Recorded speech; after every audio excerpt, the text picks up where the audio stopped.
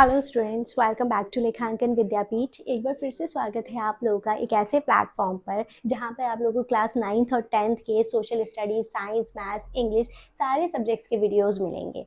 मेरा नाम है लाइबा और मैं पिछले 7 सालों से सोशल स्टडीज़ पढ़ा रही हूँ और मैं आप लोगों को पढ़ा रही हूँ क्लास 9th की सोशल स्टडीज़, जिसका आज हम लोग सिविक्स का, इलेक्टोरल पॉलिटिक्स का 4th पार्ट और लास्ट पार्ट कवर करेंगे। तो चलिए स्टार्ट करते हैं।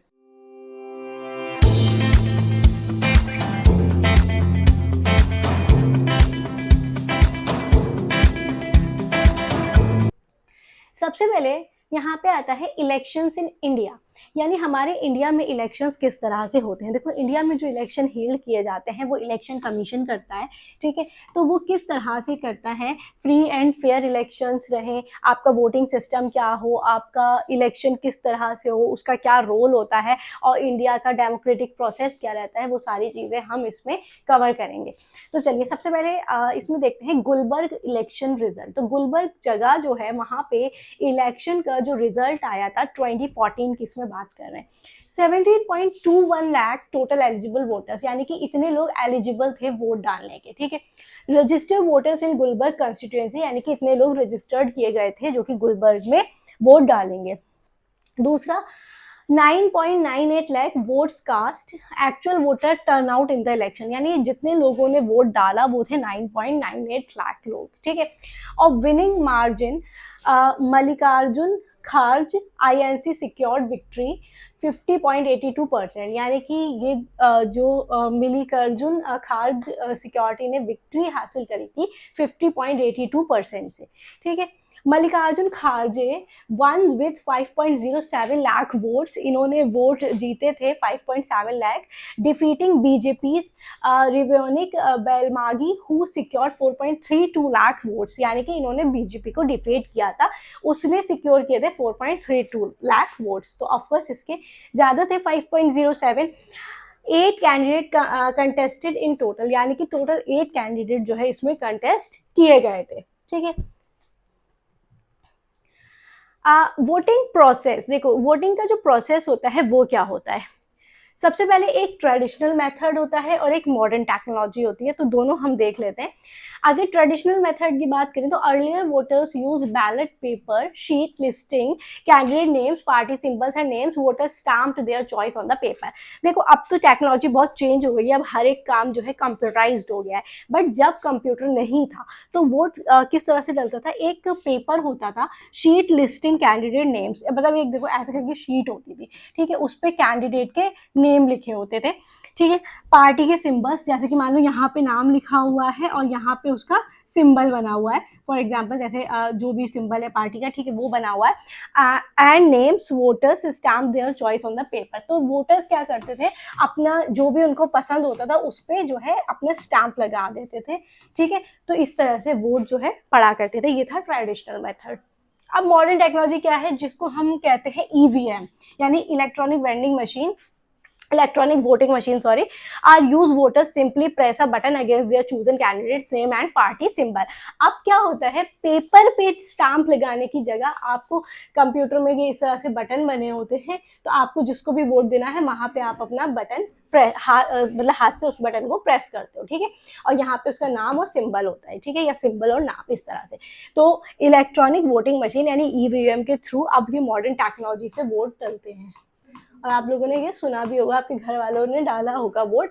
अच्छा, after polling EVM are sealed and secured. अब जब ये पोल हो जाते हैं, मतलब सारा का जब सब लोग वो डाल देते हैं, वोट डाल देते हैं, तो ईवीएम को क्या कर दिया जाता है, सील कर दिया जाता है कि उसे कोई भी मिसयूज ना करे। On counting day all EVM are open simultaneously, और जिस दिन काउंटिंग होती है उसी दिन सारी ईवीएम एक साथ खुलती है, ठीक है। Votes are counted with candidate again agent present and result are declare within hours, और फिर जो है वोट्स की काउंटिंग होती है और फिर कुछ ही घंटों में जो है रिजल्ट सामने आ जाता है, ठीक है। तो इस तरह से ये होता है आपका आज के टाइम में मॉडर्न मेथड। अब बात करते हैं इलेक्टोरल प्रैक्टिसेस की। सबसे पहले फेयर प्रैक्टिसेस। देखो, एक कैंडिडेट वो प्रॉमिस करता है to get a new train for हर constituency if elected, this is a legitimate campaign promise. यानी कि वो कहता है कि ये तो होता है फेयर प्रैक्टिस कि अगर मैं जीत गया तो मैं आप लोगों को मतलब एक अच्छा मतलब जो भी अपने प्रोमिस होते हैं उसको पूरा करूंगा, ठीक है।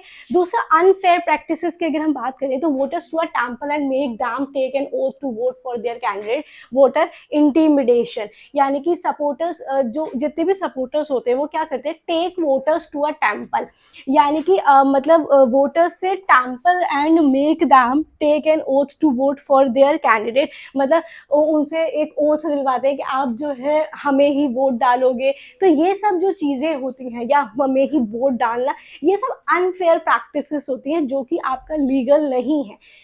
एक फेयर प्रैक्टिस यही है, आप पब्लिकली आके बोलो कि जब मैं जीत जाऊंगा तो मैं ये करूंगा वो करूंगा, जो भी अपने प्रोमिस हैं और फिर उनको पूरा करो। अनफेयर प्रैक्टिसेस मत करो, ठीक है। Questionable practices. A minister flags off a new train in his constituency a week before polling day. Potential misuse of government facilities. देखो, एक क्वेश्चनेबल प्रैक्टिस ये है, कोई भी मिनिस्टर जो है मतलब जो इसमें वो मतलब पोलिंग डे से पहले अपना कोई भी गवर्नमेंट फैसिलिटी का मिसयूज नहीं करेगा। देखो, इन लोगों को बहुत सारी गवर्नमेंट फैसिलिटीज मिली होती हैं, ठीक है, लेकिन इसका मतलब ये नहीं है कि आप पोलिंग डे से पहले उसका मिसयूज करो, ठीक है। और उसके बाद आता है इलीगल प्रैक्टिस। कुछ ऐसी चीजें होती हैं जो कि बिल्कुल इलीगल होती हैं, जैसे कि वोट बाइंग, वोट को खरीद लेना, ठीक है। आपको 50,000 रुपए दिए, आपको 10,000 रुपए दिया, बोला वोट हमें ही डालना है, तो दैट इज इलीगल, ये तो बिल्कुल ही गलत, ठीक है। तो क्या होते हैं, एक होता है फेयर, आप इस तरीके से करो, एक होता है अनफेयर जो कि गलत है, नहीं करना चाहिए, एक होता है क्वेश्चनेबल जिस पर एक सवाल उठता है, और एक होता है इलीगल जो कि मतलब गैर कानूनी है, जिसके लिए सजा है, ठीक है। अच्छा, अब बात करते हैं common electoral malpractices. Voters list manipulation, inclusion of false names and exclusion of genuine names in voter list। देखो, सबसे पहले आप जो है जो भी फॉल्स नेम्स हैं उनको जो है मतलब इंक्लूड करना, और जितने भी आपके एक्सक्लूजन ऑफ जेन्युइन नेम, और जो जेन्युइन नेम है उनको एक्सक्लूड करना, ये जो है वोटर लिस्ट में मैनिपुलेट किया जाता है। देखो, इसका मतलब समझो, मैनिपुलेट का बेसिकली मतलब क्या होता है, मैनिपुलेट का मतलब ये होता है लोगों को गुमराह करना। अब एक जैसे एक पर्सन है, उसका नाम कुछ भी है, XYZ है, ठीक है।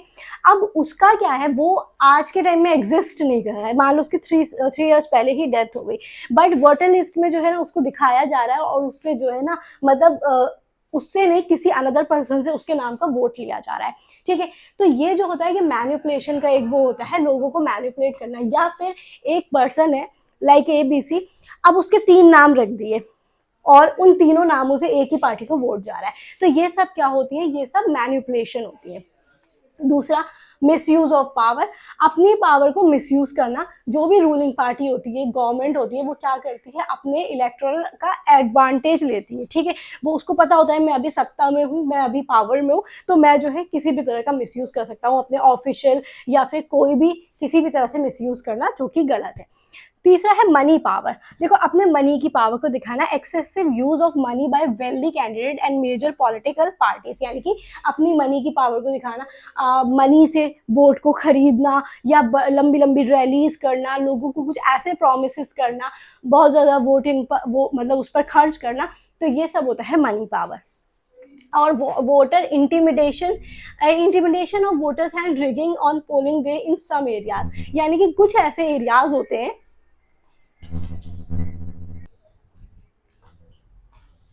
जहां पर लोगों को ना डराया जाता है, मतलब लोगों को डरा धमका के उनसे वोट लिया जाता है। तो ये जो सारे हैं, ये सब मैल प्रैक्टिसेस यानी कि गलत तरीके हैं, ठीक है। While these malpractices occur, they are not on a scale that defeat the purpose of election. The fundamental question remains: can a party win through malpractice alone without popular support? तो सवाल यहाँ पर ये उठता है कि आप क्या इन सब के बगैर इलेक्शन लड़ सकते हो, और इन सब के बगैर आप सामने वाले को डिफीट दे सकते हो सिर्फ अपनी एक काम से? तो वहीं पर होता है, वो ही होता है एक डेमोक्रेसी, ठीक है। आप अगर ये सारी चीजें यूज कर रहे हो तो फिर वहां पर डेमोक्रेसी का कोई फायदा नहीं है। Independent election commission. देखो इंडिपेंडेंट इलेक्शन कमीशन की अगर हम बात करें तो India's election are conducted by an independent powerful election. देखो हम सबको पता है कि इंडिया एक इंडिपेंडेंट कंट्री है और इंडिया में जो इलेक्शन होते हैं वो भी इंडिपेंडेंट होते हैं और पावरफुल इलेक्शन होते हैं, ठीक है। इलेक्शन कमीशन यानी EC that enjoys judiciary like independence. The chief election commissioner is appointed by the president but is not answerable to the government once appointed. देखो इसमें क्या बोल रहा है, इलेक्शन कमीशन जो कि इलेक्शन को हील्ड करता है, इलेक्शन कंडक्ट कराता है, वो क्या करता है, उसका एक चीफ इलेक्शन कमिश्नर होता है, वो अपॉइंट किया जाता है प्रेसिडेंट के थ्रू, ठीक है। प्रेसिडेंट उसको अपॉइंट करता है but is not answerable to the government once appointed. लेकिन वो जो है आंसरेबल नहीं होता है अगर गवर्नमेंट उसको एक बार अपॉइंट कर देती है तो, ठीक है। उसको एक डिसीजन अथॉरिटी होती है। सबसे पहले control all aspects from announcement to result declaration, यानी कि रिजल्ट डिक्लेरेशन के जितने भी एस्पेक्ट्स होते हैं, जितनी भी अनाउंसमेंट वगैरह होती है, उन सबको वो कंट्रोल करता है। Code enforcement, implement code of conduct and punishes violation, यानी कि कोड वगैरह कंडक्ट करता है वो, और जो भी वायलेशन वगैरह होता है उसमें पनिशमेंट दे सकता है। Administrative control, order compliance and transfer officers, यानी कि वो जो है पूरे उसको क्या करता है, मतलब पूरे उसको कंट्रोल करता है, जो भी एडमिनिस्ट्रेशन होता है उसको देखता है, उसको कंट्रोल करता है। अब बात करते हैं वोटर टर्नआउट ट्रेंड्स। देखो यहाँ पर एक चार्ट है, एक यूके का है और एक इंडिया का है। तो पिंक वाला यूके का है और ये आपका ग्रीन वाला इंडिया का है। इसमें बेसिकली क्या बता रखा है, over 50 years voter turnout in Europe and North America has declined, whilst in India it has remained stable or increased, demonstrating strong democratic participation. देखो इंडिया का अगर हम 50 सालों की बात करें तो जो एक डेमोक्रेटिक पार्टिसिपेशन है वो इंक्रीज हुआ है। देखो पहले जो है अगर हम 2004 की बात करें तो सिर्फ 33% लोग पार्टिसिपेट करते थे इस कैंपेन में। लेकिन अगर हम बात करें मतलब जो अब नेक्स्ट वो है तो people identify with a political party, मतलब अब 50% लोग जो है इसमें पार्टिसिपेट करते हैं और 14% जो लोग होते हैं voters are members of political party, यानी कि वो पॉलिटिकल पार्टीज के ही मेंबर्स होते हैं। यानी कि इंडिया ने, देखो यहाँ पे ये चार्ट जा रहा है ना, ये देखो ये बढ़ रहा है, ठीक है। तो मतलब अब जो है लोग ज्यादा इसमें पार्टिसिपेट करने लगे हैं, तो ये टर्न आउट हुआ है। अच्छा, democratic participation pattern. Democratic participation का क्या पैटर्न होता है, सबसे पहले इंक्लूसिव वोटिंग, किन किन लोगों को मतलब इंक्लूड किया जाता है। देखो अगर हम इंडिया की बात करें तो poor, illiterate and underprivileged people vote in large proportion compared to rich and privileged section, opposite to western democracies like the US. India का सिस्टम थोड़ा सा उल्टा है। इंडिया में क्या होता है, गरीब लोग, अनपढ़ लोग और अंडर प्रिविलेज जो लोग होते हैं वो ज्यादा वोट डालते हैं अकॉर्डिंग टू रिच लोग। क्यों? क्योंकि देखो रिच लोगों के पास तो सब कुछ है, उनको कुछ चाहिए ही नहीं, ठीक है। उनको पता है कि ये पार्टी आएगी तब भी उसने अपना घर चलाना है, ये पार्टी आएगी तब भी उसने अपना घर चलाना है, बट और हमारे पास तो पैसा है। बट जो पुअर लोग होते हैं, लिटरेट लोग होते हैं, उनको एक चेंज चाहिए, एक बदलाव चाहिए, उनको अपने हक के लिए चीजें चाहिए। तो अगर हम बात करें तो ये लोग जो है ज्यादा वोट डालते हैं opposite to western democracy like US, जबकि यूएस में उल्टा है। यूएस में अनएजुकेटेड लोग, पुअर लोग नहीं डालते, यूएस में रिच लोग डालते हैं।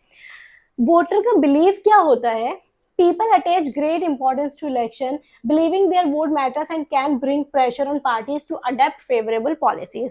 लोगों का ऐसा मानना होता है कि ये जो है हमारे फेवरेबल पॉलिसीज होंगी, मतलब अगर हम वोट डालेंगे तो ये जो मतलब ये जो लीडर्स है कि हमारे लिए कुछ काम करेंगे, तो इस बिलीफ के साथ लोग वोट डालते हैं, जो भी करना भी चाहिए, अच्छी बात है।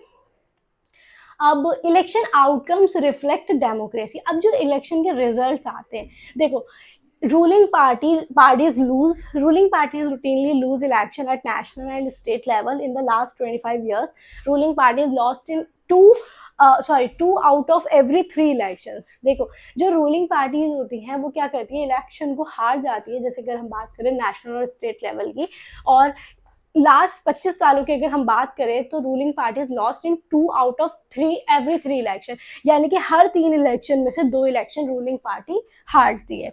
अच्छा, इनकम्बेंट्स डिफीट की अगर हम बात करें तो सिटिंग एमपीज और MLA lose election in India unlike the US where incumbents rarely loose.